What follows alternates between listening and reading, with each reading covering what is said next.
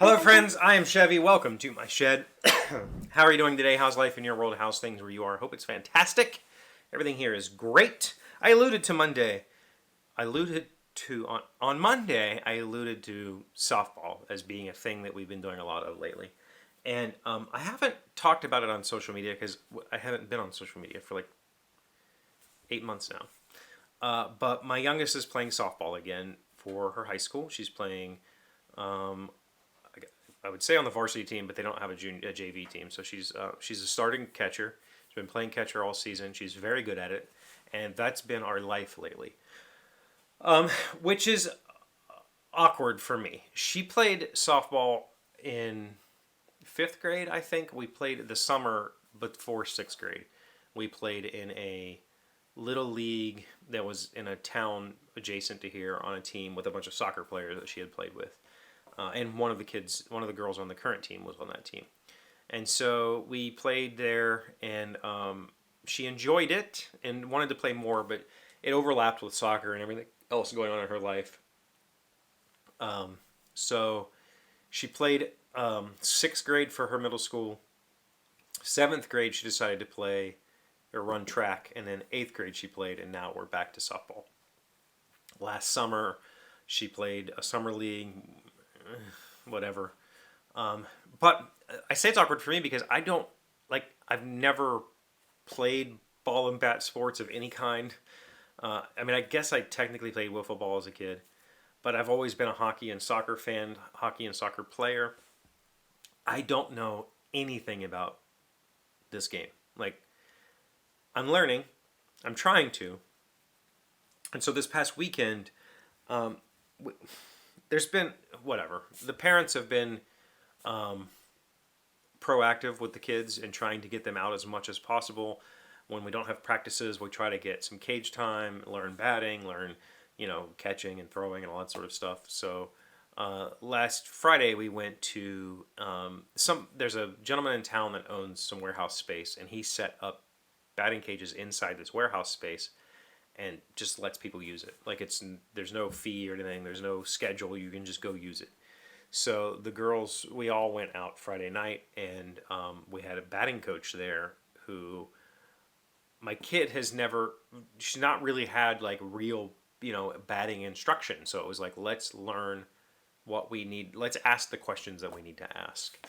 And so, because she'll look at me and I'm like, dude, she's like, they keep telling me I'm dropping my hands. What does that mean? And I'm like, I have no idea. I don't know. I have never learned the mechanics of this situation. Malia has been spending a lot of her time learning. She's been watching a lot of coaching videos and watching college videos and trying to figure out how best to help the kid, which is freaking phenomenal. She goes out, they'll go out together and spend hours working on pitching and catching and that sort of stuff. So I went on Friday and I stayed there. It was, I was going to drop her off and I was like, I'll just go and say hi. I ended up staying the whole time, talking to the batting coach, learning. He said, what did you do here? He would show us. She would take swings. He would record it and then show us, don't do this, do this. Here's where your feet were, whatever. And so at least, if nothing else, I might not be able to tell her this is how you do it, but I now at least have the bullet list. All right, where were your feet? Where were your hands? Where was this? I can at least say, I think you did this wrong. How did that feel? How did it, I have at least a little bit of an idea now because it's just been, I don't know what to tell you, kid. I have no concept. But it's she's really into it. And I think that's good. I like that she's into a lot of things. And I like the team that she's with, where they're all, really supportive of each other. It's been a good season. But I'll say this. This has nothing to do with her or the team or whatever. We bought her catcher's gear. So she had catcher's gear, but it was too big. It just didn't fit. When she'd squat, it would come up into her face. So I took her to Dick's Sporting Goods, and we picked out a set from Easton because I thought, well, this is a quality company. The one that she had was just like a branded generic, essentially. So we bought her a set of Easton catching gear for $300, and we brought it home, and it fit perfect. Her third game, third game wearing the gear, the kneecap piece broke off. It pulled out of the webbing, and I was like, well, that shouldn't happen. This is 2 weeks old at this point. So I emailed Easton and I was like, is there a replacement procedure for this? And they said, oh yeah. So this lady sends me a I need a picture of the item front and back. I need a description, a close-up picture of the damage, a description of the damage, a description of the item, a picture of the receipt, all this stuff. And I said, okay. So I did all of that. I sent it to her, and then like a couple days later, this has been like a week-long process. I get an email back saying, all right, I've put in an RF, whatever, a return for the item. I need you to box up the entire set, which isn't a box like this giant, right? And ship it to us, and we'll inspect it. And if we determine that it's manufacturer's defect, we'll send a replacement. And I'm like, we're in the middle of our season. They're like, how long is this going to take? And she's like, 2 to 3 weeks. And I was just like, okay, no, I'll just take it back to Dick's. Like, what is this? I thought this would be a pretty simple process. They'd send me a new leg guard. Sure, I'll send you the old one back or whatever. I don't need this whole set. I just need this one piece that broke. That's obviously not our fault. Like, it's not like it's ripped or cut or whatever. It just popped off this. There's a rivet, And man, that was like, are you serious? Like, you want me to pay for shipping, to return this to you, wait 3 weeks, maybe get a replacement? Like, I'll just take it to Dick's. They have like a no questions asked return. Like, okay, we'll just drive down there. Anyway, that was annoying. But otherwise, softball's been very good. It's been a good activity for her.